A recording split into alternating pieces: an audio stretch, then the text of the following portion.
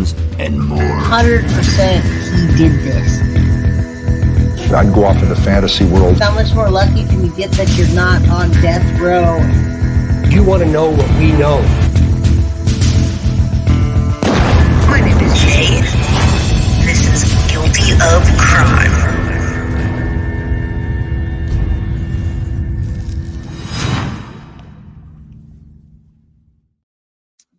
Hello, everybody. What's up, people in the house?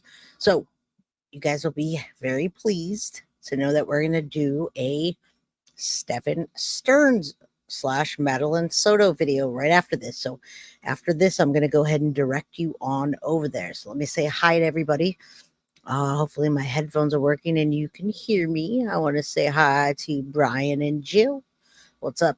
Wolfpack with the wrench, Petty Mason. I love everybody that's coming in right on time. Thanks, Carly, for getting that Teespring set up. And Petty Mason, Deb, Bree, I know you're in here somewhere, but thank you for sending me the information. What's up, Witch? She's hey, Shadow. All right, so I'm saying hello to everybody as you roll in. I don't want to have to do it again. We want justice for Jocelyn Nungaray or Nungaray. I can say it many different ways. If someone wants to put in there, Nungaray, how do you say that? Nungaray. All right, what's up, Imelda Rios? Mary has been a member for a month. Good evening from the crime fam. Much love and blessings. All right, so as you know, Stephen Stearns trial, or should we call it a trial, or should we call it the trial delayed in Madeline Soto case? So we're going to talk about that next. Hopefully you guys stay tuned after this and everybody just gets directed over to the next live stream. So there's a lot to say today. There's 58 people in here. Hopefully you guys hit that like button, get me in the algorithm.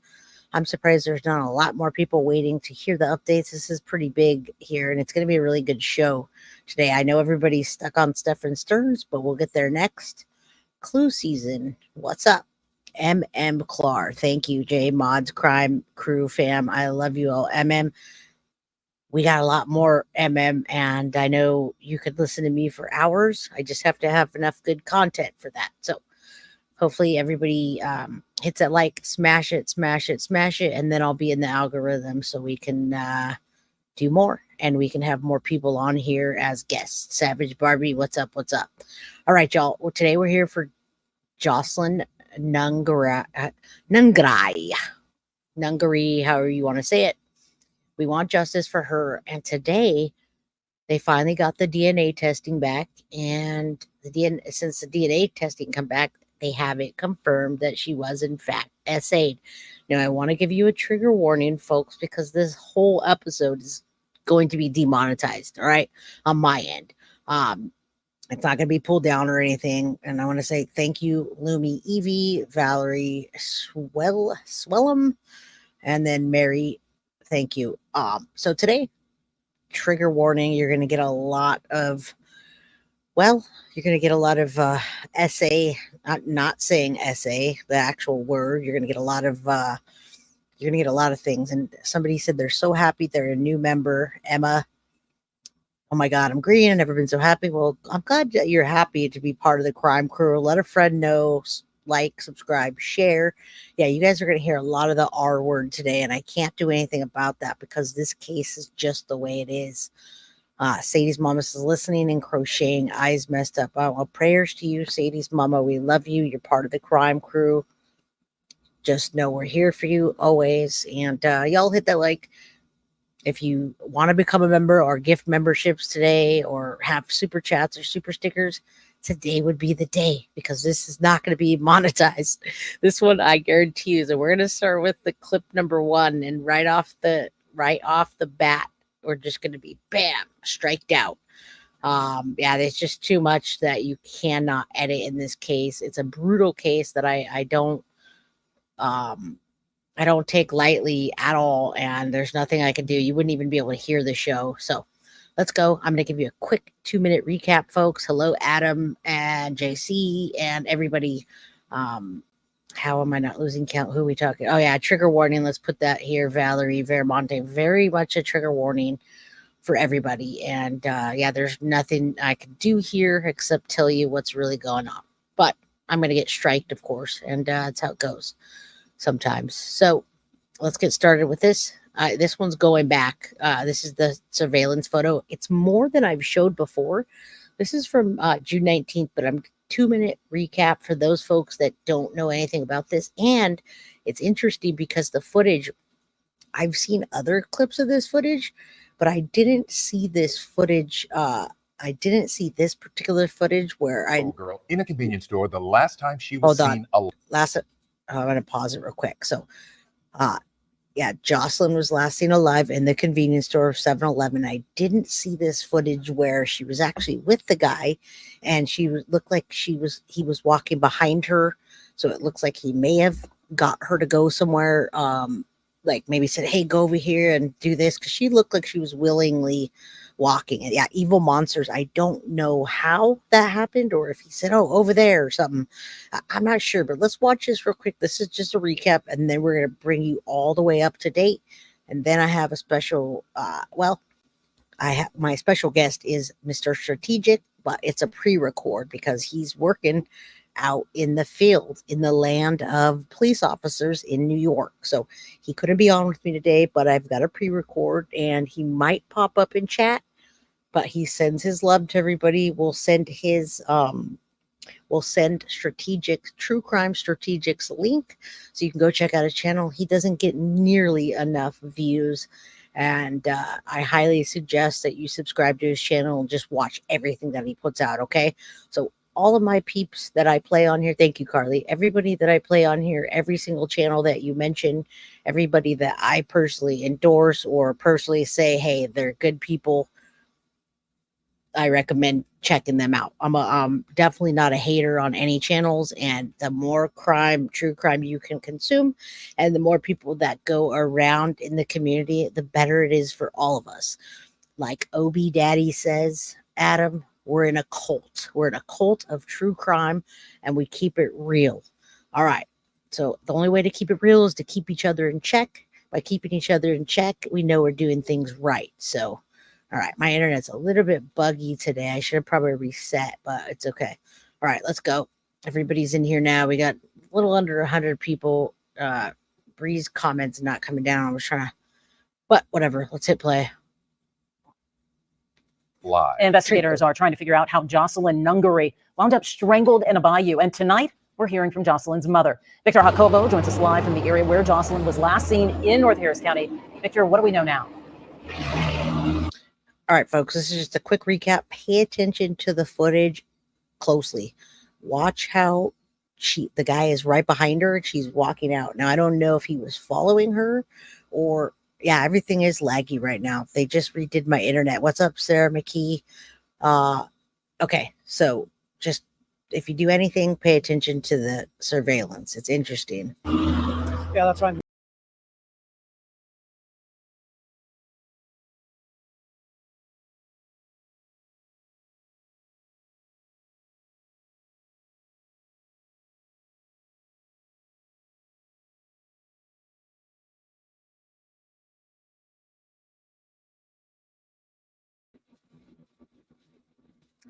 Damn it. Talking on the phone with her. All right, folks, I'm sorry about that. It pushed me out. I know you lost me. I'm going to come back real quick. I'm glad you're all here. We still got Stefan Stearns to go over after this, so I'm going to push you over to another stream. Don't go anywhere. My StreamYard just completely flipped out. Let's go again. All right, pay attention to this footage. Last time Jocelyn was seen alive. Convenience store the last time she was seen alive. Investigators are trying to figure out how Jocelyn Nungaray wound up strangled in a bayou. And tonight, we're hearing from Jocelyn's mother. Victor Jacobo joins us live from the area where Jocelyn was last seen in North Harris County. Victor, what do we know now? Yeah, that's right. I'm here at the convenience store where Jocelyn was last seen on. By the way, folks, Emma, you say you've only seen this covered more than once by Nancy Grace. I have 3 episodes on this, and I'm going to continue covering this case until it's done. So you can go back. There's 3 parts to this series. All right, let's go. Pay attention to the surveillance. Surveillance video just hours before her body was discovered in a bayou that's just down the road from where I'm standing right now. It's also here where I spoke with Jocelyn's mother, Alexis. Tonight, we're also getting a look at new surveillance images. Take a look at your screen. Look at that. Showing Jocelyn at this convenience store with someone police identify as a person of interest. Jocelyn's mother said the 12-year-old likely snuck out of the residence and went to this 7-Eleven convenience store. The mother said she understands Jocelyn was talking on the phone with her 13-year-old boyfriend that night and that the boyfriend heard Jocelyn interacting with 2 adults, but Jocelyn's mother has not been able to get in contact with him to learn more. Right now, Jocelyn's mother and the whole family is praying for justice and for those responsible to be held accountable. I hope that they're found because Jocelyn was a fighter. She fought hard, and Yeah, my internet's still being buggy, folks. It's StreamYard, it seems. I'm gonna keep going, but if I have to refresh again, it will be one more time. I don't know if you saw the surveillance there, but she clearly looked like she was like either they were right behind her or they were walking in with her. Maybe he opened the door for her. All right, hang in there because like my StreamYard's freezing up. she needs justice. She didn't deserve this. I'll show you those.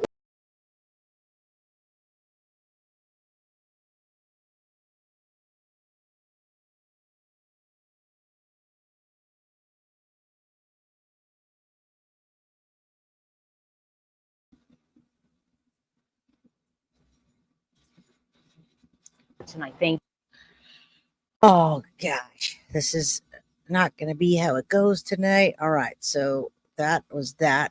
I have a big show today, and not only do I have a big show, I have another one after this. So let's hope StreamYard works. My internet's okay. Yeah, he's uncomfortably close. Let's get into the next video. Don't forget to hit that like. If I have to refresh, I'm probably going to refresh and then just come back on. Hello, Allison. Let's make sure these are switching out. That's my... All right, guys. Ladies, gentlemen, I'm sorry about that. Let's move on to the next thing. I probably should have restarted my router. I know they were doing work in the area, but I will do that before the Stephen Stearns case. So, all right. Next video is going to bring us up to date on what's happening with the case now. And if you haven't been following this, again, trigger warning. I think this was probably the least amount of language and talk about what's going on. And there's no other way to put it. All right. And as you know, folks, some people, there's certain families and certain people that are against the death penalty. And I understand. If you're against the death penalty, I'm on all sides. Yeah, Tracy Pope, it's one of those days, I guess. All right, let's listen. Trigger warning for the rest of the entire show. The family of Jocelyn Nungaray confirmed to Fox 26 today. Forensic tests done on her body came back positive for sexual assault. Fox 26's Jonathan Mejia is live in North Houston. And Jonathan, this one-on-one conversation you had here with the family, how are they reacting to all of this? It's bittersweet for the family. They tell me on one hand, it brings them closer to getting justice, but on the other, it just confirms the horrific detail that the 12-year-old Jocelyn went through. She was lured to this bridge right here. She was tied up, sexually assaulted, then strangled. It's going to be almost impossible to get rid of this feeling of loss stuff. Jocelyn Nungaray, the name that has swept the nation. It's been a little over 2 weeks since she died, and while many questions linger, one big question was answered. As of now, we just know that the tests are positive, positive for sexual assault. The family tells me while... And again, there's nothing I could do to get those words out because that's what happened. Now, we talked about this before in episode 2. We speculated this in episode 1. But now we've got results, right? So this is like Madeline Soto's case where hey, Jamie, when I pin the comments, they're being weird right now. So I don't want the show to go down, but so we'll see what happens. Everybody, hello to the crime crew. It's now in scientifically that she was actually brutally essayed, and they're saying it in any way they see fit, and that's what we're gonna do. Yeah, you cannot sugarcoat this, Scary Sherry. I could do what I can to sugarcoat my part, but it is what it is, and that's what happened to this little girl Jocelyn for 2 hours. if I can't even say it for 2 seconds, I can't imagine it happening for 2 hours. So let's listen to her father. I've got up-to-date news. I've got a really just, it's going to, I try to put the most information in every show I can. So let's go. While the death penalty is now on the table, they don't want that for the alleged killers. I want they remember Jocelyn the rest of their life. I want they, every time they go to sleep, they remember what they did.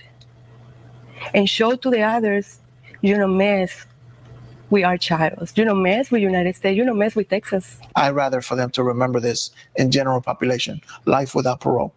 That way they can remember every night when they go to bed the horrific deal that they did to our family.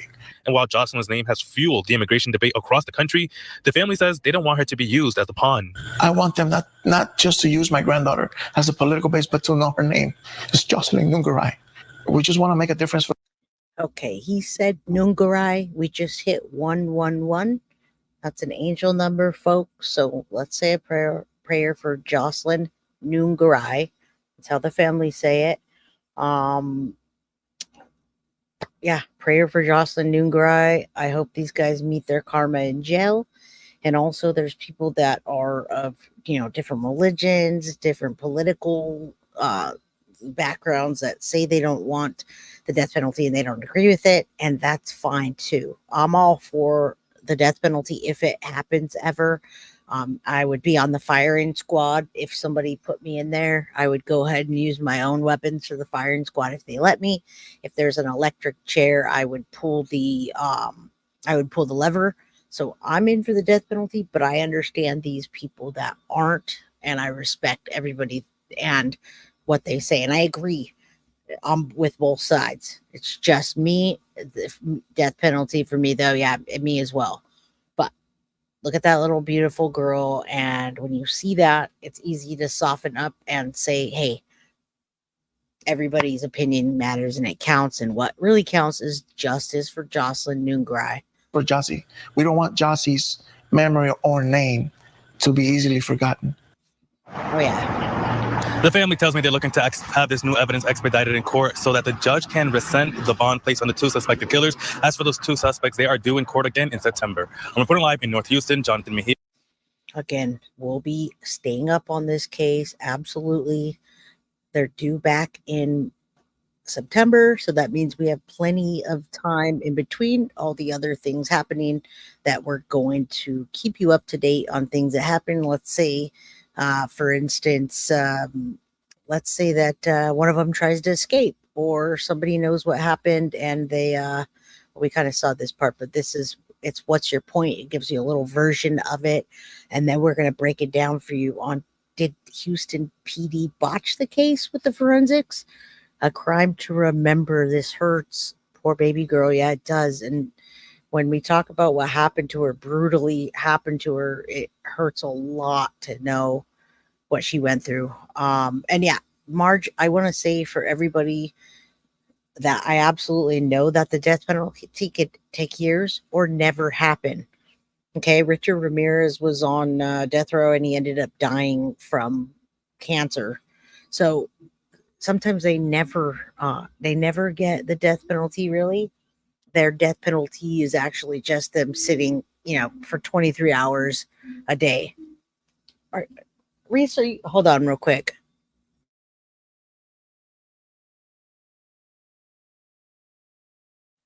All right, sorry about that.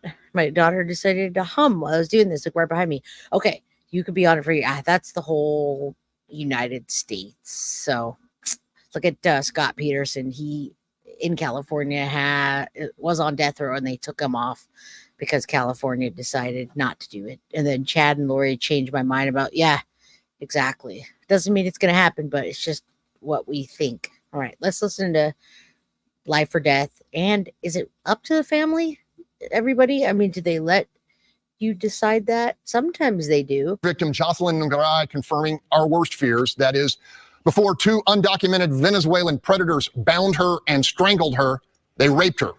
We were told the DNA evidence would bolster the ability of prosecutors to seek the death penalty, and yet Jocelyn's family is very publicly advocating for a different punishment. I'd rather for them to remember this in general population, life without parole. That way they can remember every night when they go to bed the horrific deal that they did to our family. Panel, as our president deals with his own capability crisis, he and his immigration policy are being portrayed on the campaign trail as accessories to this horrific crime. Is that fair or unfair, Sergio? Well, I think it is fair. And I agree with the grandfather. I'm a Roman Catholic. I don't believe in the death penalty. However, these folks should never see the day of light. They need to be in prison for life with. There you go, Roman Catholic. And thank you, Marge Bunn, for the $5 super chat. I love your channel. I hope they can look at some laws. Absolutely. And we're going to look deeper into this in the next segment of this so you can see the breakdown of what's going on. You've got a guy like this that's religious, and he's not going to be for the death penalty. You get it's some Democrat that's really into being a Democrat and they don't want the death penalty. So it just depends on what you think. Yay, Mr. True Crime with Strategic Eyes, I call him Mr. Strategic, is in the house, and we have him up next. Thank you, Strategic, for being here. Throw away the key for their heinous crime that they committed, whether they're undocumented or not. They deserve the maximum prosecution and punishment as all folks who commit heinous crimes in this country. Gary, we have you on the panel, and you spent a lot of time in criminal courthouse. Will a judge listen to the family in a case like this? Will a prosecutor? The death penalty threat over them becomes, for the lawyers, the most significant sanction that could occur for your client. So if the state's interested in getting a plea, ultimately, of life without parole, they have to have the death penalty hanging over them. Otherwise, the defense lawyer is going to figure, I got nothing to lose. We might as well go try this case. But the better question, Greg, is where is the accountability with Homeland Security, Mayorkas? The guy should have been indicted. They're not doing their job. And the Biden administration should be. See, and this is what we're going to talk about a little bit with Mr. Strategic next. And I agree with some of what he says and some of what the other people say. When you get a case like this, how could you not agree? Even if you're a complete strict one side, Democratic or religious person, when you see a case like this and you hear the details, how could you not agree? All right. Strategic says, one love, everyone. I'm working right now, so I won't be able to engage. That's okay. You're going to engage plenty in your video that you recorded. So I appreciate that. Thank you. Answering for the criminal negligence of how they've handled our system. We have our borders, and they've improved, but they're still bad. We have lots of criminals our friends from the South are sending over to us because they want to get them out of their jails. That is a big problem. And I know what's coming. If Trump wins, Trump wants to deport, certainly, first of all these criminals. I wonder where all the bleeding hearts are going to be when Trump proposes that after he wins. Will he deport himself as a criminal? I just thought. Yeah. Marcus, let me ask you this, though, and I alluded to it. Is the Biden administration an accessory before the fact by creating a situation which allowed these guys to come in? I really don't want to politicize this tragedy. Exactly. And I think that we should be talking about keeping our streets safe. I agree with this man right here. And I want to tell you, some people messaged me, which of course I knew because I keep up on true crime too much. But when the day that Jocelyn was found dead, Trump called Jocelyn's mom, and he said he was sorry and whatever else he said. So Trump did call that day. I don't know if it was a political move. I don't know Trump, so I don't know if it was a political move or if his heart was hurting for Jocelyn or not. But then the next day, the White House called. So now, does the White House mean that Biden called and his heart was hurting for Jocelyn Nungaray and the family? I don't know. I don't know their motivation. I do know it's the season for voting and presidential campaigns and elections. And I don't want this to be political either. I want justice for Jocelyn. And this case is going to continue on, folks, after the season. So after the season, we still want justice, no matter what, no matter who's the president. Thank you, Not the Mama, for the $9.99 super sticker. I need to talk to you afterwards. We got lots to do, lots of work coming up, and I appreciate it. Everybody that sent something tonight, thank you, because tonight, that's all I will be making. And of course, that's not why I'm here, but it does help to keep things afloat. I'm not saying anything. Of course, it was political. I was being a little facetious when I said the day that Jocelyn died, Trump called and they made it public, and then the White House called. Okay. So yeah, definitely. I don't know if you're talking to me about Get Real. I was being, I can only speculate on that, and I was being a little facetious. One more, and then we'll keep going. You can't speculate. These animals did the unthinkable. I'm a Democrat. It's only because the lesser of the two. I agree with that 110%.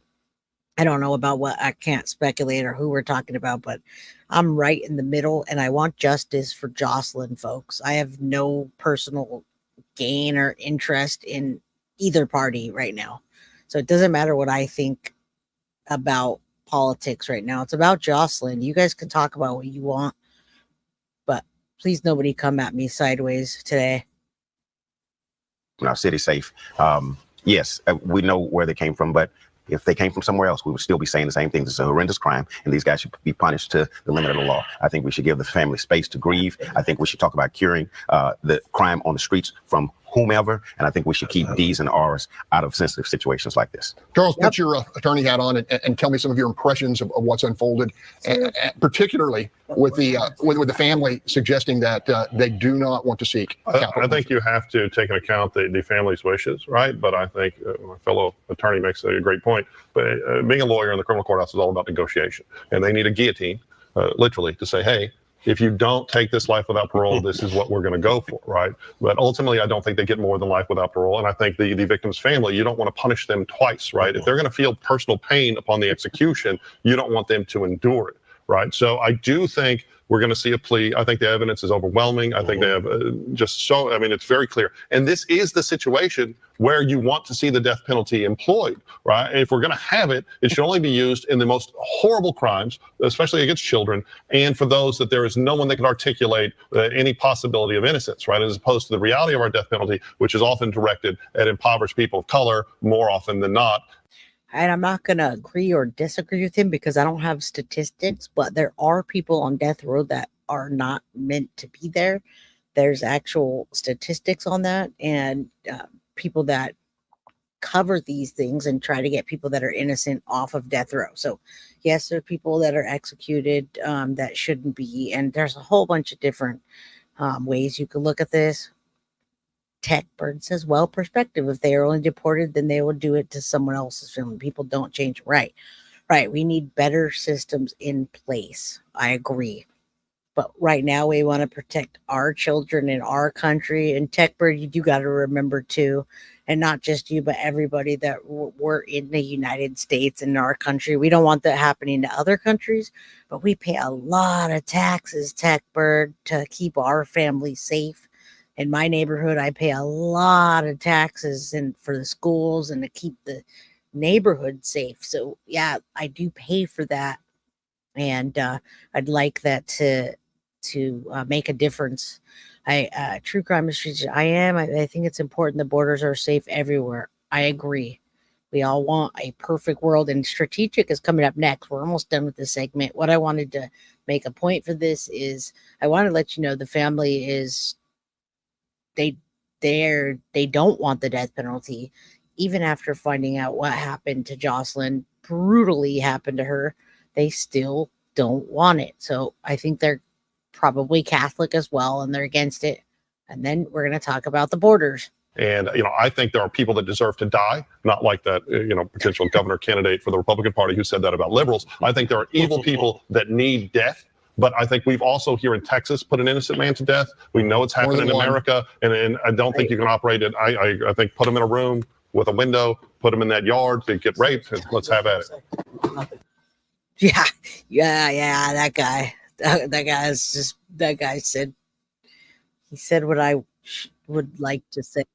All right. Now we're gonna bring Mr. Strategic on, and again, I think him and I are pretty close to the dream team, just like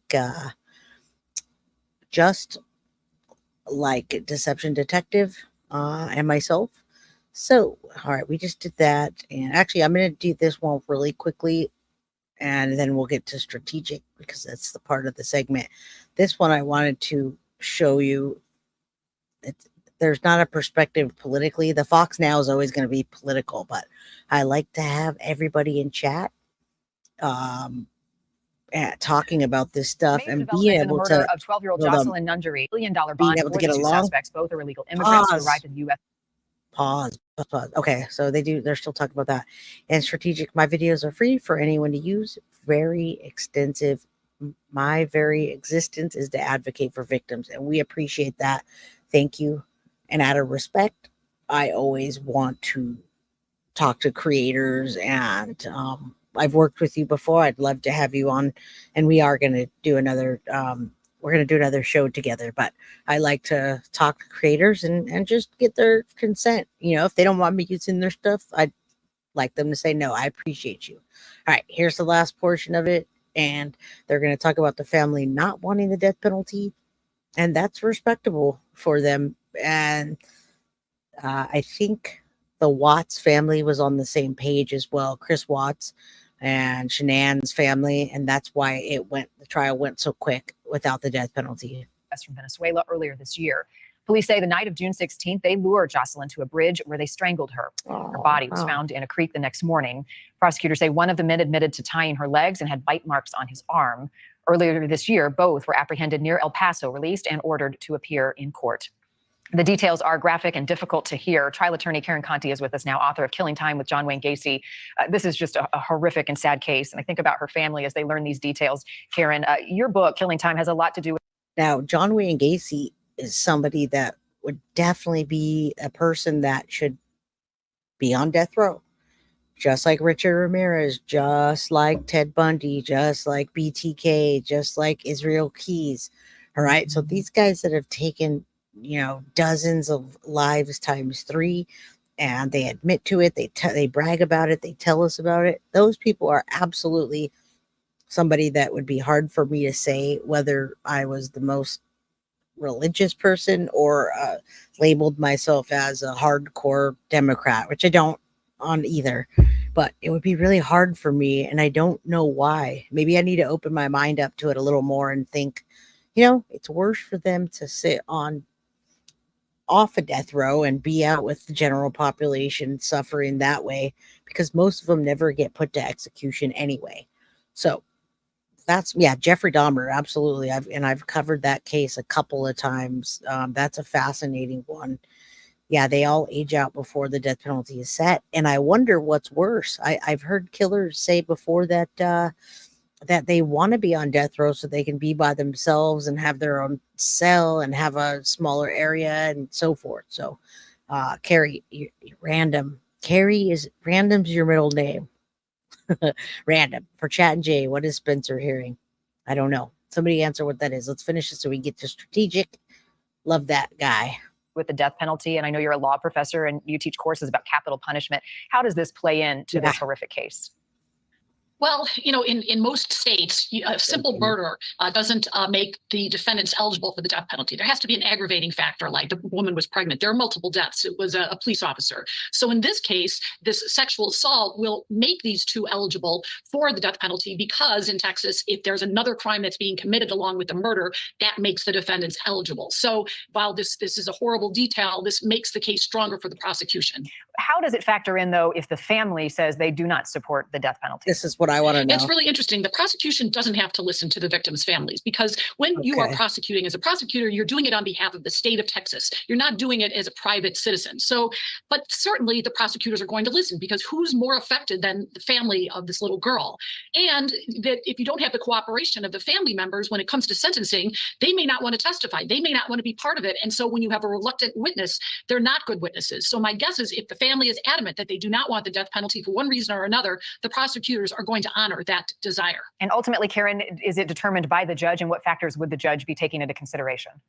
The jury in Texas decides if there's a death penalty or life in prison, and it must be unanimous. The jury can make their determination based on a variety of factors, the history and background of the defendants, the egregiousness of the crime, and a number of other things. And if it's not unanimous that they want the death penalty, then the defendants by default get life in prison. Does Texas still lead the way in executions? They're right up there. Between Texas and Florida, they account for. I was about to say Texas and Florida. If you want the death penalty or you want to unalive yourself, go to Florida, go to Texas, and commit a crime, a heinous crime at that, and then see what happens. Now, Ted Bundy did just that. Remember, Ted Bundy was in the up in all the areas, Colorado, right, Oregon, I think, all the areas that are on the East Coast, and he went all the way to Florida thinking he was going to escape. But instead, he put himself on death row, and that was one of the best stories I've heard about a serial killer being executed. I mean, it's an iconic situation, and he hurt and murdered so many people and did so many heinous things that I absolutely think he deserved even those last moments where he, shit himself and was scared to do what happened, what they did, fry him. Even if they never executed him, they just pretend like they were going to, just to see what that man squeal like a pig and squirm like a, I don't know, like a slimy thing that he was, right? And yeah, another thing is Dahmer too. Same thing with Dahmer. He was actually, like they say, segregated, and he was so bored he wanted communication with people that he's the one that asked to be in general population. And when he was, somebody accidentally took his life. So all right, let's finish this so we can get to strategic. Great segment today. For over 60% of all executions. But the death penalty is falling out of favor. And so even Texas is executing fewer, and fewer jurors in Texas are actually giving the death penalty. Their record is not what it used to be. And I think it's just a matter of public opinion. It's just falling out of favor. You know, these two, it's been widely reported, they were illegal immigrants. They had been brought in before, released. One allegedly cut off an ankle monitor. Is there a chance that they would get deported before this case even goes to trial? No, that's not going to happen here. They're going to be tried, and if they're convicted, they are going to have to serve out their sentence or be executed before there's even a thought of deporting them. What do you expect from their defense, and will they be tried separately? It's a good question. I think that the defense might be, listen, give me life in prison in exchange for not seeking the death penalty, because the death penalty really is a great negotiating tool, because, if someone doesn't want to be executed and facing like, yeah, I think they scare them quite a bit about the death penalty, and sometimes you actually see it happen, and so they don't know any better. They haven't been in there.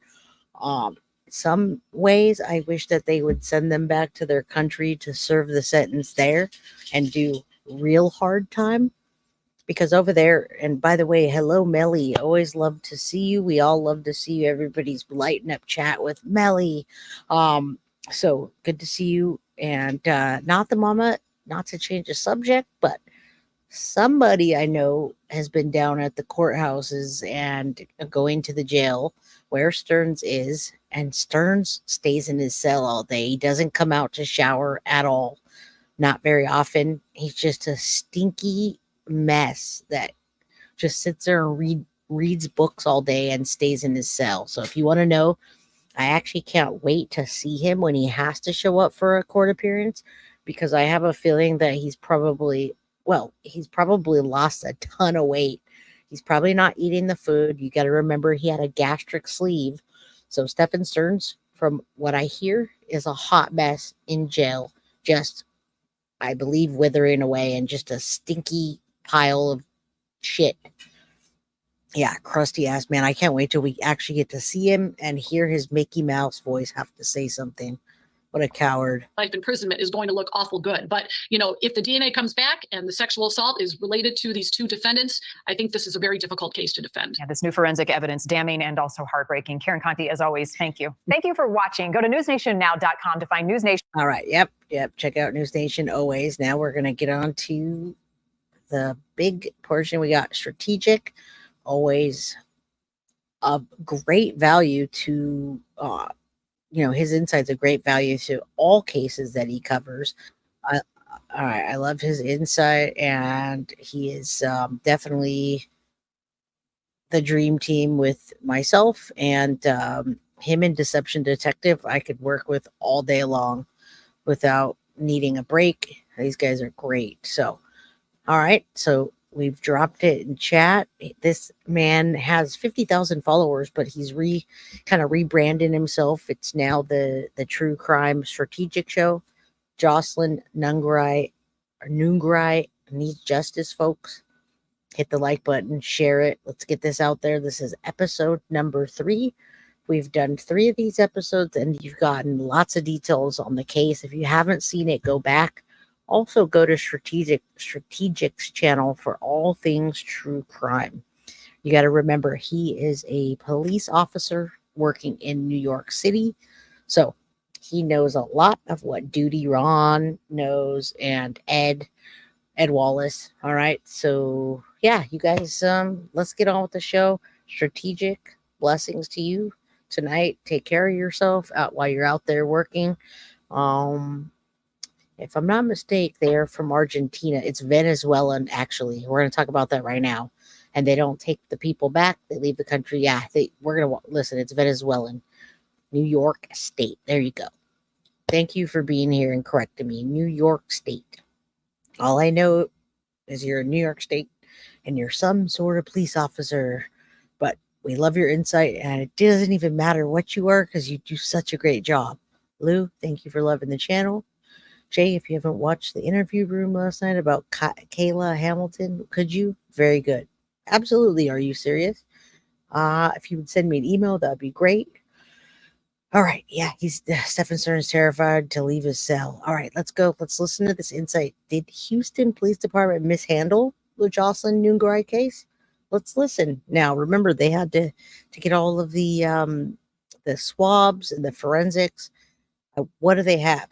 Let's hear about it. Let's hear about the border control. Let's hear about these guys are from Venezuela.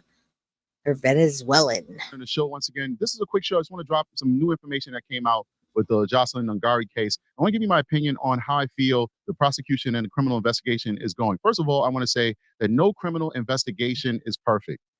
That's just a fact, okay? And if anybody tells you any difference, then they don't know what a criminal investigation is. They've never done one themselves, and they're probably not a police officer, a detective, or anybody in the field who actually deals with this on a regular basis. So I want to first off commend the Houston, Texas Police Department for their swift apprehension of these men. I want to commend the community for contributing in that apprehension. We're going to talk about how the community actually helped out in that apprehension. And I also want to commend the district attorney for appearing as though they're taking it seriously. Because if you don't know, Houston, Texas has a history of being light on violent crime. That means murderers, rapists, whatever. They're used to giving light sentences.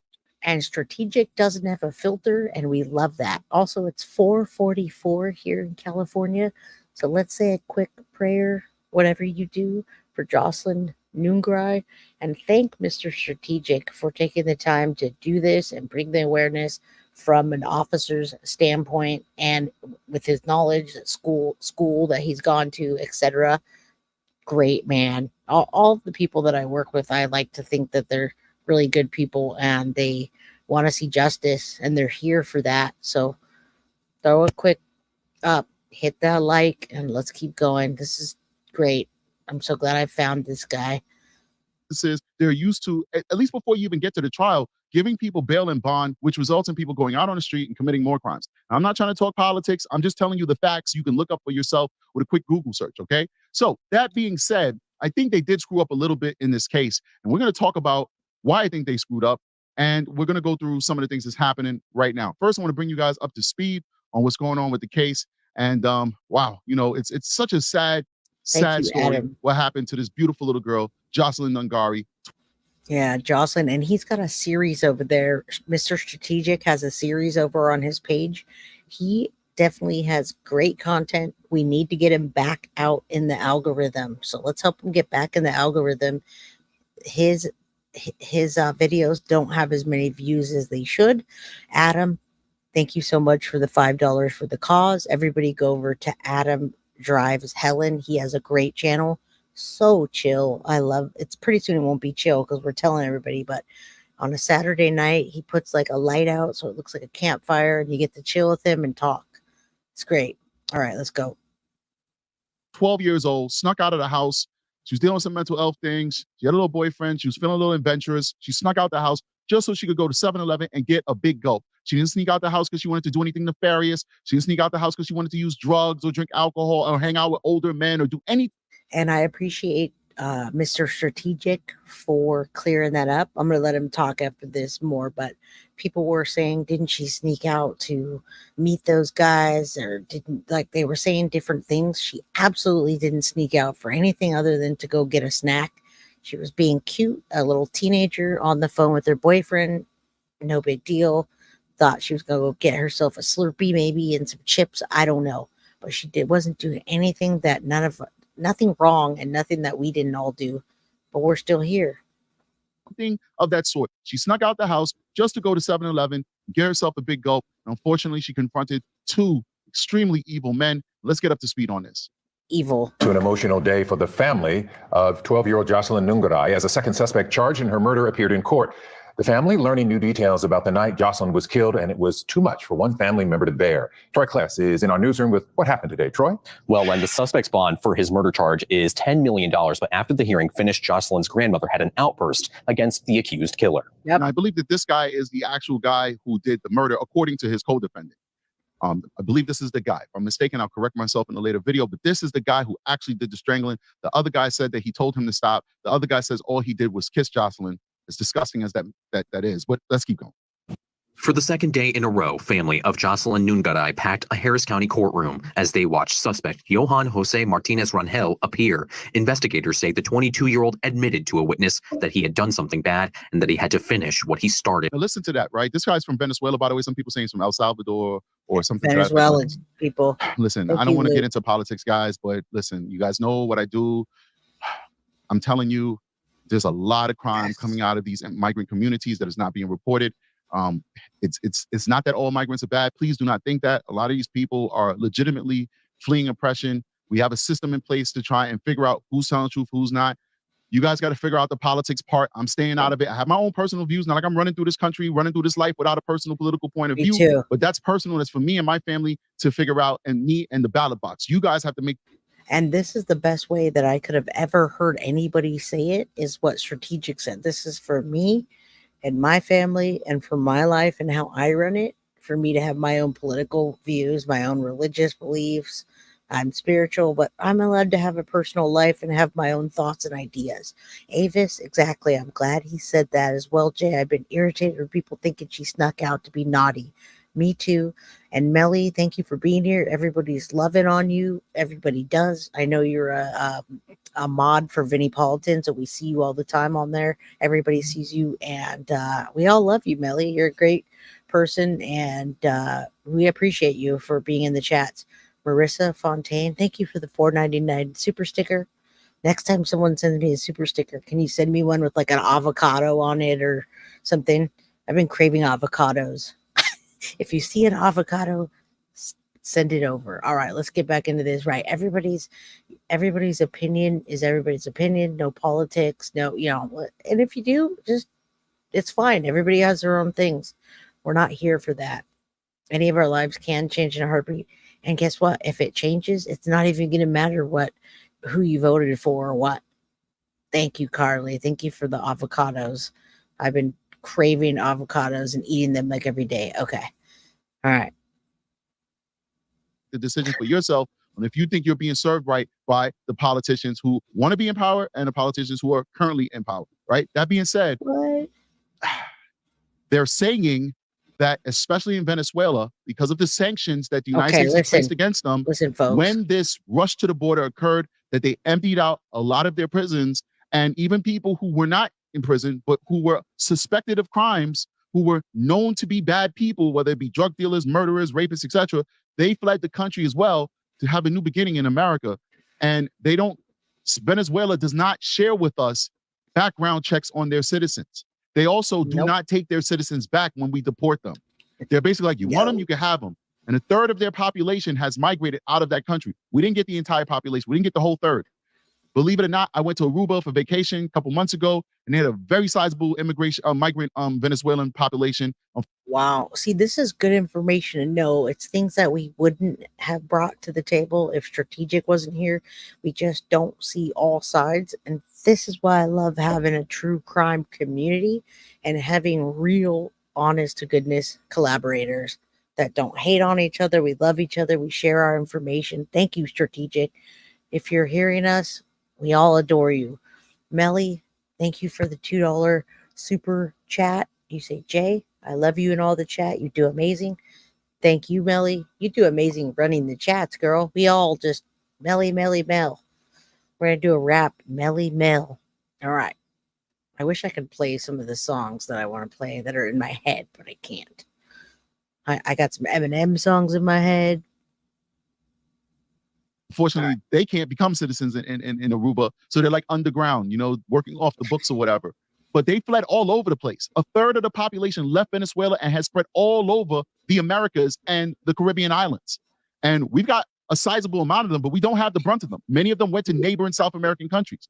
And nobody knows who these people are. Nobody knows what their history is. Nobody knows the people who are fleeing oppression because they want democracy and Venezuela is a communist country versus the people who fled because they're wanted for murder or rape. We don't know. There's a lot of crime coming out that community. It's one thing when you're dealing with criminals who are your fellow citizens. It's another thing when you're dealing with criminals who aren't from here and are saying they want to come here for a better life, but then they end up hurting your own countrymen.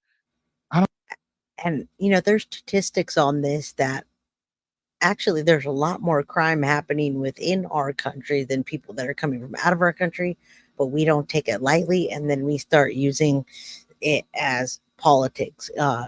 Jess, not the mama, if you want to put anywhere in the comments about that, you were the one that told me the other day that a lot of the people that commit crimes are in this country.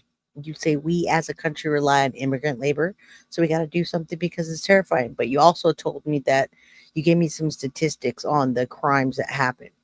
Yadira says, I'm from Venezuela. I feel very sad about this. Beautiful girl. How can I help this mother? That's what I want to know. I'd love to find that out. We should definitely make that a goal to reach out to her. All right, let's listen to this. I don't know. We'll have to figure this out at the ballot box. But that being said, listen to what this guy said. He said, I did something bad and I had to finish it. Did you hear that? I mean, something bad and then he had to finish what he started. Yep. He had to finish what he started, meaning No, he started to do what he was doing to that little girl. And then he felt like there was no way out of it unless he killed her. Nope, what a monster. Right. Let's keep going. At his arrest, he had a bite mark on his arm and scratch marks on his arms. Prosecutors say his co-defendant, Franklin. Because Jocelyn was a fighter. Jocelyn did not roll over and play dead. Jocelyn fought to the bitter end. God bless that little girl. Pena told investigators that Martinez-Rangel was on top of Jocelyn, allegedly tied her. Look at this. This is a child. There's nothing of this child that looks like a woman. There's nothing. And man, yeah, right. I try and watch what I say on this channel because I don't want to hurt any communities or any people. But there is, I don't know if it's culturally or regionally or whatever, societally, I don't know. But there's a lot of instances and reports that come out of those communities where older men are dealing with younger girls. We're getting a lot of that. We're getting a lot of underage girls pregnant by older men preying on younger girls. When I look at this girl, I see a... Are you talking about chomos by chance, strategic? Because I say that all the time. I say that the world is run by those people and it's terrible. And they're not immigrants. They're regular people that have too much money in this country. And then some. Look at P. Diddy, Puff Daddy, whatever that disgrace of a human being is. It is sickening. True crime, Mr. Strategic says New York does not track crime on country of origin. I'm telling you guys, the numbers are wrong. And I believe you when you say that, Strategic. And that's why I love you on here, setting things straight. And the bottom line is what Krista says, justice for Jocelyn. That's all we want for everybody that's on this channel. I am wrong to say that I'm proud of Jocelyn. No, you're not wrong to say, and fight like hell, folks. Tell your children to fight like hell. If anything ever happens, your best chance. And even if you don't survive, it's better to fight. Go out with the fight. You know what happens if you fight? You get their DNA under your fingernails. They end up with scratches. They end up getting caught by you after your life was taken. So fight, and then fight some more. Okay? Melly, Diddy, disgusting. I still have to cover that. So disgusting. And it happens so many times with the people in our country that have too much money. Have you guys seen the new Epstein stuff? Oh my God. Why is there more Epstein stuff coming out? Well, I knew it would come out, but I figured it'd come out on other people. Oh God, guys. So when we think about immigrants, it's people in this country with too much money in many cases. Thank you, Marilyn. Fight. Do not comply. Yes, Melly, my heart breaks for Jocelyn. Imagine these monsters being the last thing you see. on top of you, fighting you. Do it. She bit them, or they bit her. Man, this all right. Let's go. Child. I see, let's go to a baseball game. I see, let me put you in soccer so you could learn how to be physical and build your confidence up. There's some people who look at this little girl and see attraction and see prey. And it's just disgusting. Yeah, it is disgusting. I don't even see how. And I have to acknowledge Davey. We haven't even scratched the surface. I'd love to talk to you offline, Davey, about the Epstein case and see if our views align. I think you and our views align a lot more off the screen. And I haven't emailed you back because the day you emailed me, my dog passed away.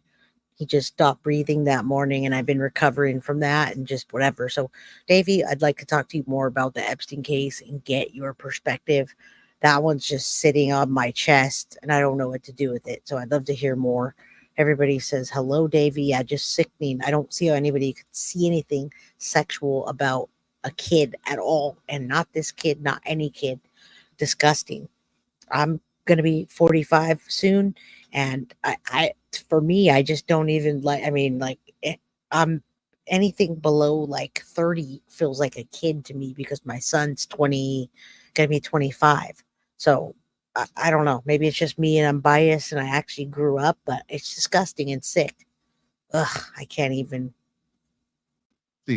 And God help this country, man. God help us. I don't know. I don't want to get into it, but God help us. Let's keep going. Body up and threw it in the creek. He now has a $10 million bond on a capital murder charge. Due to state law, he cannot be eligible for the death penalty without a proof evident hearing. Prosecutors say that particular hearing is still a possibility. Now, what the judge was explaining is if we change this case to a capital murder with an underlying of sexual assault or kidnapping, those cases are death penalty eligible. And then at that time, we can have a proof evident hearing to hold them in a bond. Jocelyn's grandmother could be heard in the courtroom calling to the suspect, "Murderer, look at my face." You can see a bailiff talking to the family after the hearing is done. Right. It's especially difficult when you're dealing with. So first of all, I hope that the family members have a victim advocate in the courtroom with them to make sure that they're getting the proper support, the professional support right then and there. And thank you for saying that, Mr. Strategic. Now, think of it this way. What he just said is what's happening in the Madeline Soto case, folks.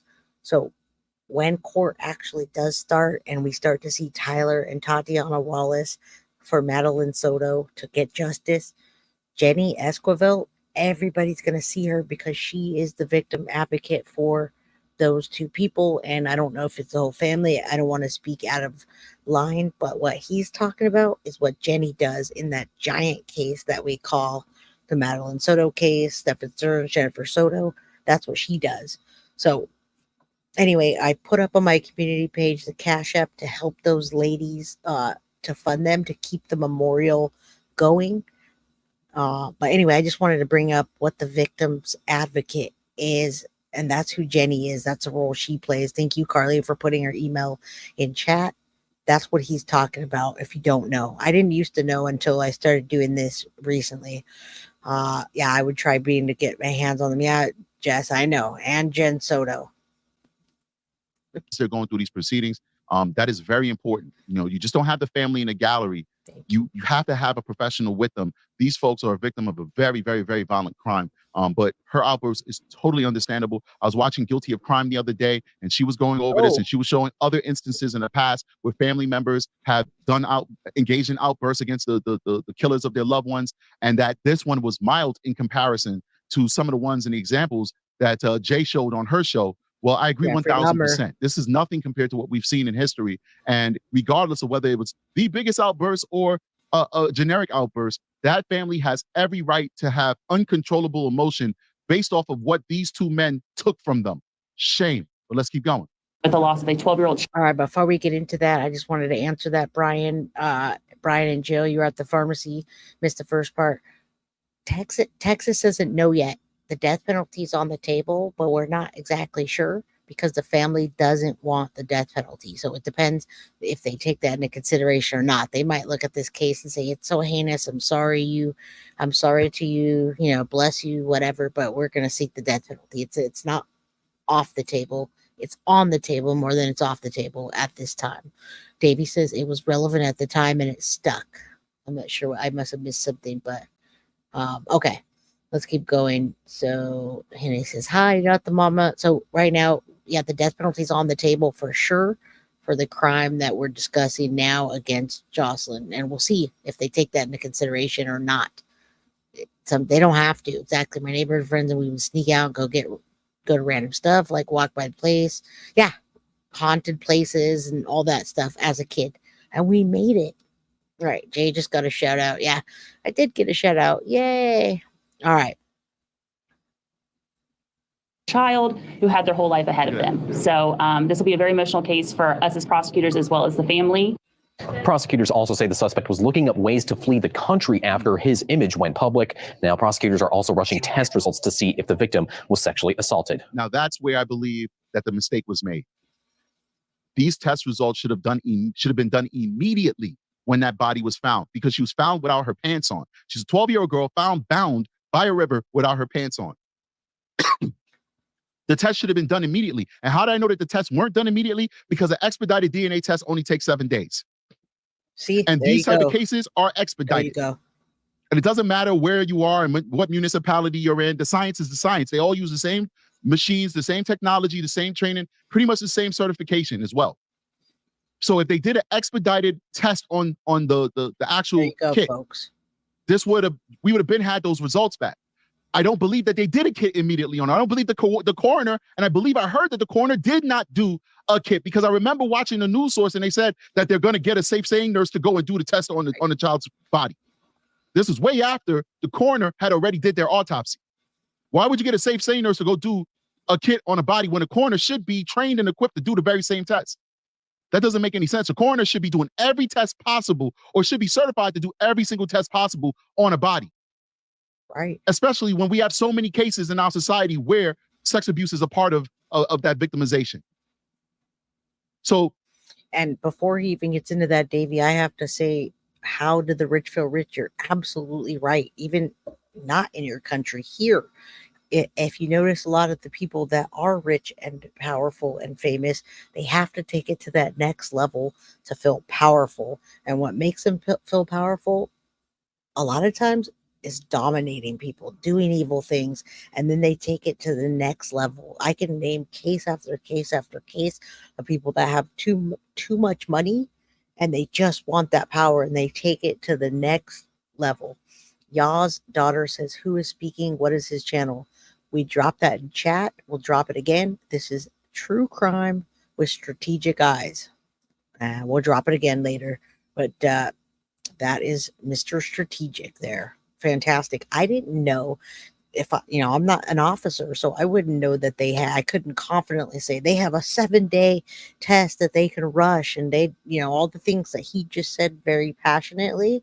I wouldn't have known that. I could have looked it up, but I wouldn't have known that. All right. I think that was a big mistake, because the child was exposed to water. There's bacteria in water.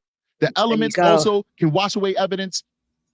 Just the normal breakdown of body tissue can actually break down that evidence. And we're not just looking for what's inside of the uterus and et cetera, and the cervix, because they may not have gotten to the point where they penetrated the child. They were under that bridge for 2 hours. That does not mean that they were sexually assaulting that child. That's true. And Melissa, this is the 3rd episode in. Melissa Johnson, thank you for being here. Right now, we're talking about the murder of Jocelyn Nungaray and murder essay brutally. All right. Go back. There's 2 other episodes. And if you go back to the beginning of this, I did a recap as well. Thank you for being here. Good to see you. I hope you're in good spirits today. For 2 hours. It could be that they're freaking out at the fact that they killed her. She could have fought so much that he killed her instant. He strangled her at that moment after only maybe kissing on her, manipulating her breast. Maybe he was rubbing his member on her vagina, and that evidence is on the outside of the vagina because he's trying to, penetrate, but she's a small child. Trigger I'm sorry. warning. Trigger warning for anybody who can't handle this level of conversation. Remember, I'm a pro. This is what I do. So this is how we talk about this. Yeah, and this is what he does all the time. So he's in that unit of SA. So, when you listen to somebody that does autopsies all day, the way they talk about autopsies is just very nonchalant, and that's what they do. So they'll talk about, we cut open the whatever. So Yeah, I agree. Sounds like the coroner was sloppy, needs to do their job properly or get a new job. That could have really hurt this case, especially if it's a death penalty case and they did it incorrectly. That could ruin a whole bunch of things, folks. Yeah, trigger warning. He's 100% plus the girl was found. Yeah, exactly. No brainer. They should have done that right away. Ugh. All right. Trigger warning the rest of the show. I'm even censoring it even more just for YouTube. But there's so many variables. So if that DNA that could show an attempted sexual assault, and actually by the law, if you're rubbing your member on a person's private area, it's just basically rape anyway. You don't have to have penetration for it to be rape. If you're attempting to penetrate, it's rape. And most municipalities, some of them may say attempted. Most municipalities, if you're trying to get in there, that's rape. But if the DNA is only going to be on the outside of the vagina, well, guess what?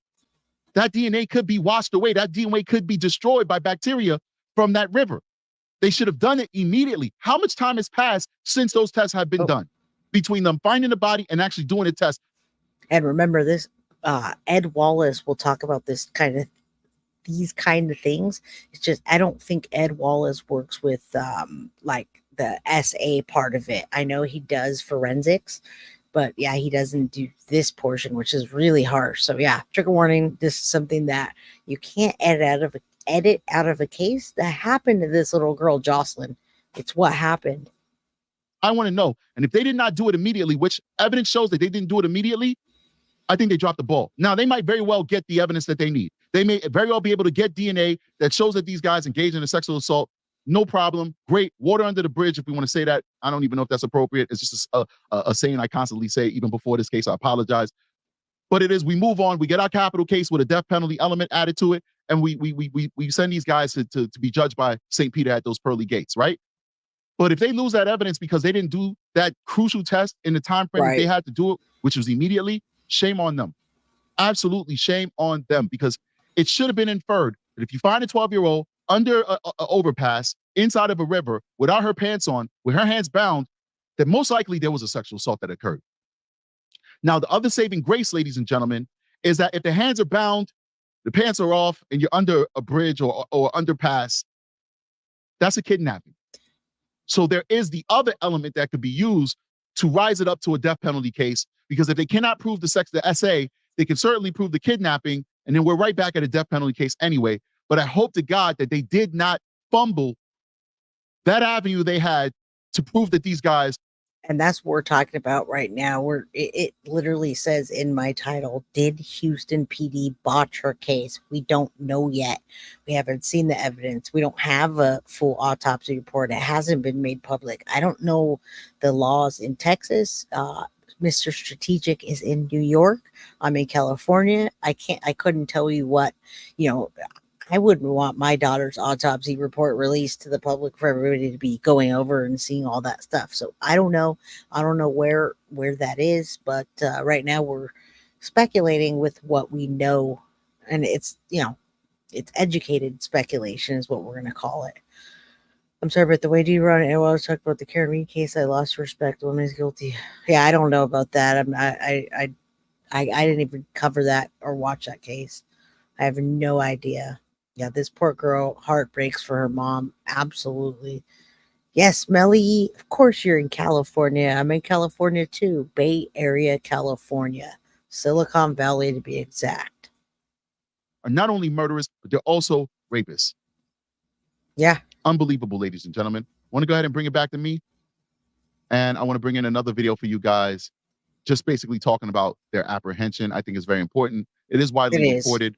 I thought I changed it over, but I didn't. So I have to learn how to use this OBS fluidly. Getting brand new details in the murder of 12-year-old Jocelyn Nungaray. We want to thank you for joining us. I'm Keith Garvin. Good evening. I'm Daniela Guzman. Some newly unsealed warrants reveal these images from a bar and a secret meetup with HBD helped investigators track down those suspects. KPRC2's Bryce Newberry has been following this case since the very beginning, and he's live tonight in the newsroom with what he's learned. Bryce? Yeah, Keith and Daniela, these new warrants reveal that Jocelyn Nungaray's suspected killers watched TV with their roommate when their images flashed across the screen. These records also show investigators did not even know their names when they moved in to arrest them after getting help from a tipster hundreds of miles away.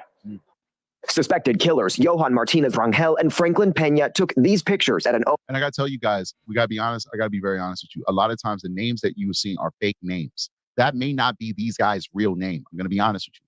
A lot of these folks who are coming over the border, they will ditch their passports and their identifications, their official passports and identifications, because our policy is that we're not sending them back without identification. Our nation's policy at the moment is that we'll take the name and the date of birth that you give us, and then that is now who you are, and then we put you out on parole and send you out for a court date. Now, I'm sure at some point, they're trying to match up who the people are, but they're not doing that initially. So we don't even know if that's really these guys' names.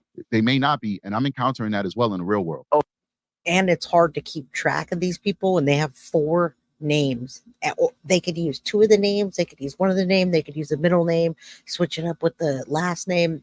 Now, Davey, there's a level of sealing that I agree with and disagree with. Anything you say you don't think anything should be sealed, too much corruption.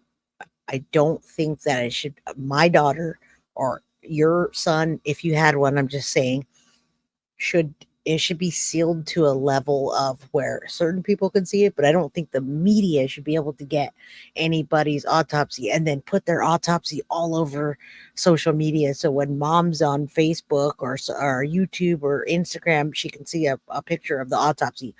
Hopefully you agree with me on that, at the very least, that it should be maybe sealed or not sealed to a level of people that have a certain credibility that are able to get it, but not just everybody on Facebook, Instagram, TikTok, Snapchat.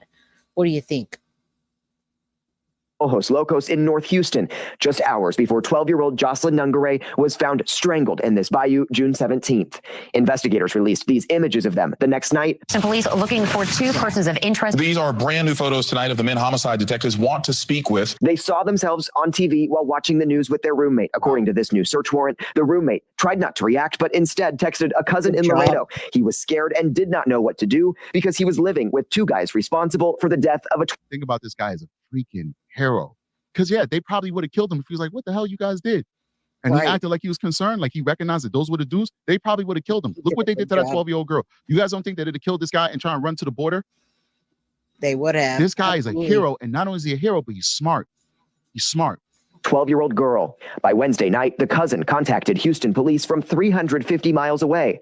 The roommate made up an excuse to leave the apartment. Houston police picked him up not far away to take him downtown for questioning. The intervention of that person helped prevent these 2 defendants from fleeing. Another roommate, the suspect's boss, then came to police headquarters, telling investigators he gave Pena a ride home when Pena admitted they made a mistake after partying on Sunday night and hurt someone who. Yeah, thank God when they said I made a mistake after partying on Sunday and hurt someone. First of all, we know it's not a mistake.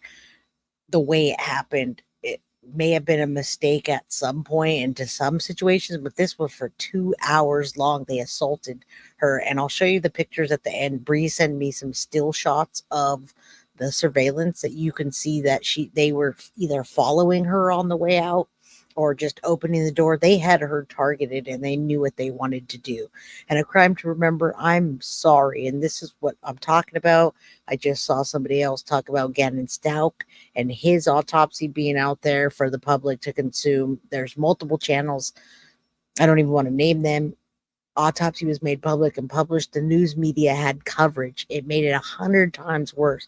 I am so sorry. And that's what I'm talking about. I have to think about me and how I would feel if that happened, and absolutely not okay. Absolutely not okay. Yeah, Davey, lawyers should be able to get the reports under certain circumstances and people that are trustworthy. Unbelievable about the Delphi case. Unbelievable that we were able to see Abby and Libby out there. That wasn't even an autopsy. That was their photos that we were able to see that. I don't know what I would do. I don't even want to think about it. Let's keep going. Who was now dead. Both witnesses identified Martinez-Rangel and Pena in the surveillance images, appearing to be in the same clothing they wore at the bar in a photo with their roommate the night of the murder. Investigators worked feverishly in the overnight hours, got the arrest warrant signed around 5:30 Thursday morning. The SWAT gang and homicide units then moved in to make the arrests for capital murder. Yeah, this guy, What a piece of crap these two guys, man. Unbelievable. And prosecutors say the suspects asked their boss for money to leave town. One of them allegedly cut off his ICE-issued ankle monitor after Jocelyn's murder. But think about how delusional these guys are. Like, they really thought that people would be on board to help them. Like, hey, you know, boss, by the way, I essayed, strangled, and killed a 12-year-old girl. Yeah, can you help me flee the country, go back to Venezuela or wherever? Like, come on. Like, did you really think people would be okay with that and just be, you know, helping you out and supporting you, even though you're a child murderer? It doesn't matter what country you're in. This is unacceptable. Whatever. Let's keep going. And I agree with that. And I think these guys were drinking and they were drunk that night. And maybe they said that because, you know, out of guilt when you're drinking, whatever. I don't know what they thought that guy was going to do. But the more people that watch true crime, consume true crime, share it, talk to your friends about it, the more people that you're going to get, like the roommates, that are able to say, damn, I need to report this, but I also got to play it cool. And Jess, thank you for saying this. I'll show you the stills at the end of this. Jocelyn hid by the storage unit business, but they hid and lay in wait and caught her taking a shortcut. So even though the pictures kind of looked like she was with them, it was them following her. They saw her going into the store. They went into the store. She walked to the right or left, whatever way you're looking for, and they walked that way as well. She obviously had an intuition that something bad was happening, and then she hid, and they knew it was two men preying on her. Rest in peace, Jocelyn, and let's get justice for you. Your mother, I think her name's, is it Alexis Nungaray? Alexis, rest in peace for Jocelyn, and we're here for you to cover this case. If you need an outlet, if you come across this video, man, yeah, Davey, those were not reenactment photos of the Delphi case. Those were actual photos, and I can't even believe that happened. Yeah, Alexis Nungaray, or Nungaray, however you say it. Nungaray. How do you say that? Nungaray is what they say. Okay. Alexis, if you hear us, if you're out there, we're here for you. All right. It is very sad. Strategic Eyes, thank you for putting that. Let's finish this up. We got Stefan Stearns to go over next. Well, the murder of Jocelyn Nungaray has not only shocked our city, but the horrific murder has now become the focus of the national immigration debate. Yeah, you may have heard it last night. Former President Donald Trump brought up the 12-year-old's murder at the debate. And as our Pooja Lodia shows us, he's not the only elected official talking about her. Pooja? We have now confirmed that the former president actually spoke with the family of Jocelyn Nungaray before that debate last night. We've also heard from other Republican elected officials in our state. We're talking about Senator Ted Cruz, even Governor Greg Abbott. Both of them have called for the suspects in this case to be put to death. Now, I want to talk a little bit about this murder because So, of course, they're going to make this political. It's going to be a political thing for both sides. Right. I just want justice for Jocelyn. And Same you know here. what? I'll only give you one tidbit of my personal political opinions. We need to do something about the border. All right. And that doesn't mean that we don't let anybody in. It doesn't mean that we mass deport people. I don't know. Once again, those areas of the conversation, I'll leave it between me and my family. But I think it's common sense. It's common sense that we have to do something about the border. We have to do something. You can't just have this border where people could just sneak in. Like, it doesn't work that way. You can't have anything functional if people could just go in and out without any accountability. It doesn't work that way at our jobs. When you come into work, even if you work in the most rudimentary type of work environment, you're still going to have to sign in. You have to sign your name somewhere so that somebody can have a record that you actually worked that day, right? Even if you work in a small. And you have to be held accountable for being somewhere, what you did. I mean, whatever your background is, your history. So there should be accountability coming in and going out of the country, especially coming in. The coming in part, I agree. There needs to be accountability. Under who? That's not my business. It's not everybody's business. It's actually only mine on what I do. And it doesn't even matter because I'm here fighting for Jocelyn Nungaray. And look at the strategic is too. Look at that face. He's very passionate about this case. He has a daughter and he has children. And yeah, Gary was considered a hero back then. Who's Gary? What did I miss? All right, let's keep going because we got an agenda at 5:30. Small business and just you the boss or you the boss and one other person, the boss is not going to remember every single day you came to work. So they may not have a fingerprint scanner or a punch card or iris scanner. All types of jobs have these types of, you may just have to sign in on that day saying, I'm here. there's some type of accountability, right? Something, right? You go to the bank, you do a transaction, use your debit card. Guess what? You can go back to your bank online, in person. You can get a list of every transaction you made on that card. That's accountability, right? Period. Done. Doesn't matter where you go, what you do. There's always accountability. So how do we assume that we can function with an immigration policy that people can just come in and give us whatever name they want, and we don't know who they are? We don't know if they ever had jail time in a previous country. We don't know anything, and just let them in. And there's no other country in the world that's actually doing that. But here, the US of A, now we see situations like the 13-year-old girl in Queens, New York, who was essayed in a park in broad daylight by a El Salvador migrant. Then we have Miss Nungaray, who was assaulted by two. Well, he's talking about, well, not Lake and Riley. He's talking about, and I have her on my channel.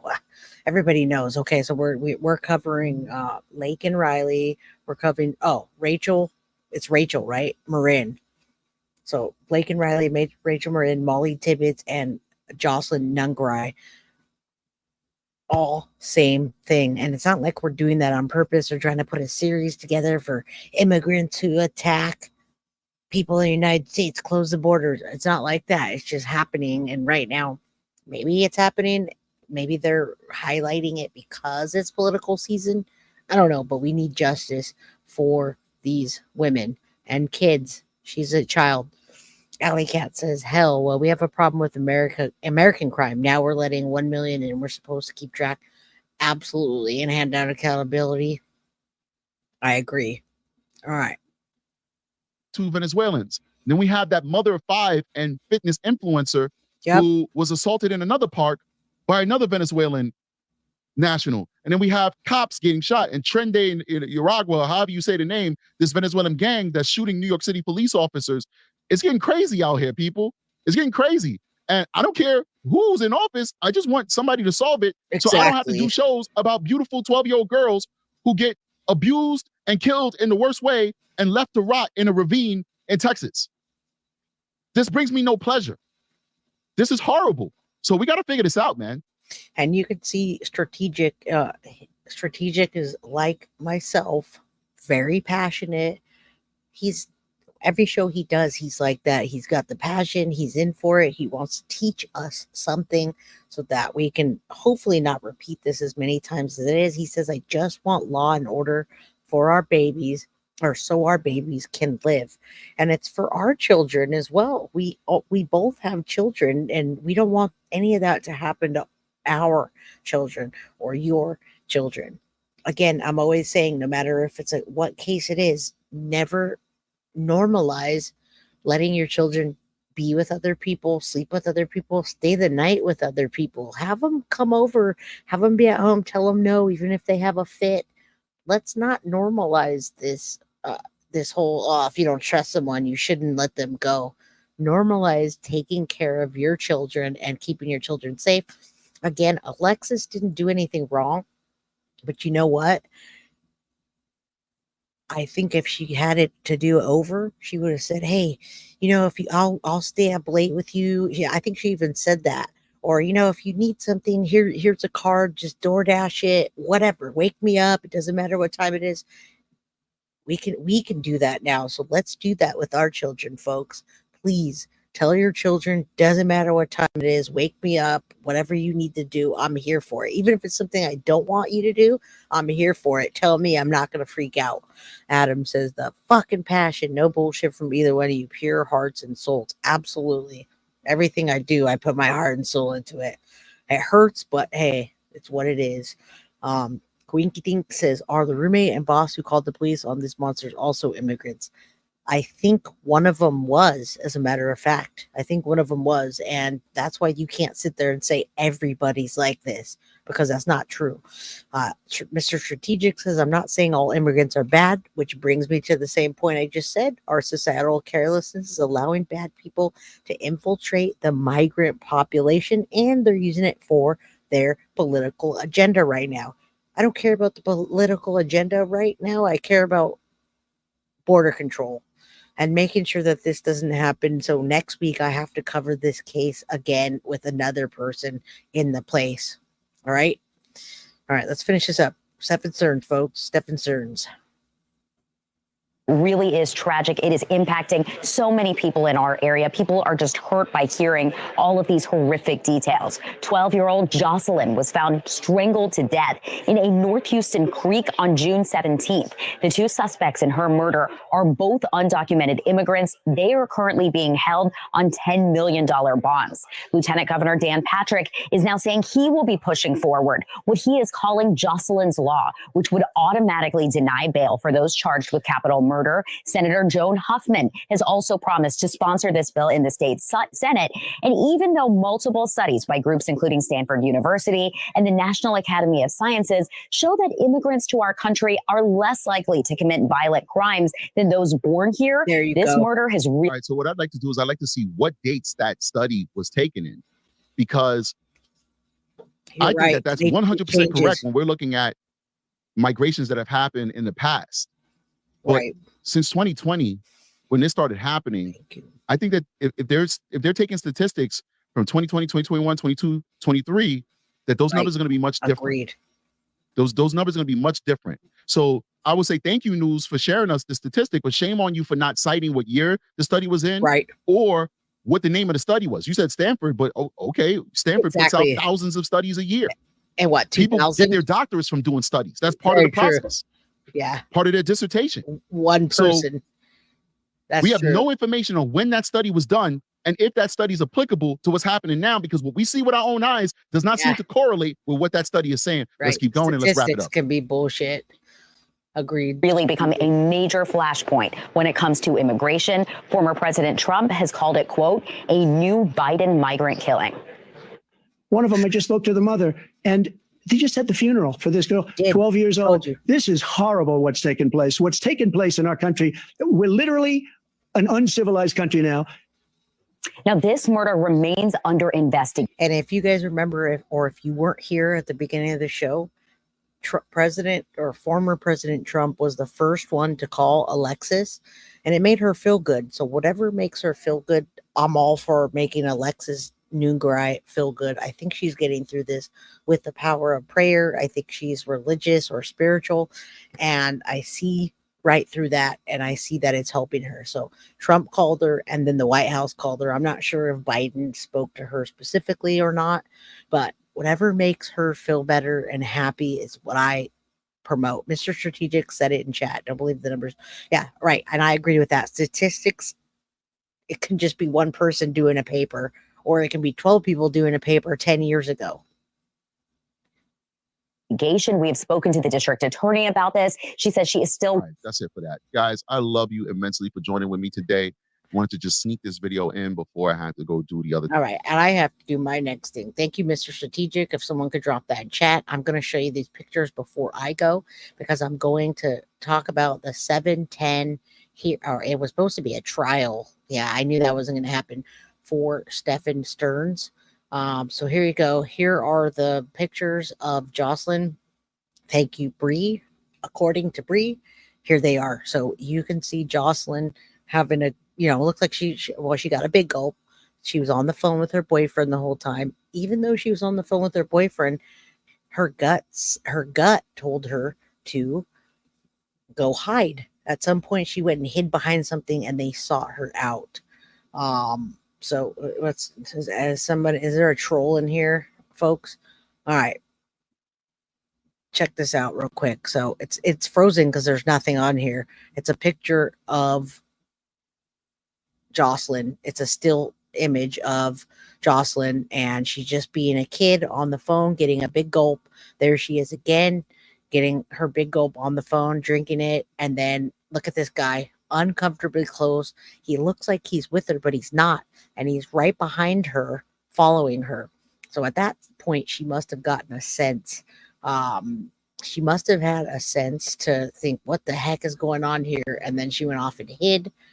There he is again, right by her as she was walking in the store. So these guys preyed on this little girl, folks. And I just wanted to show you the still frames of it. We've seen the video time and time again.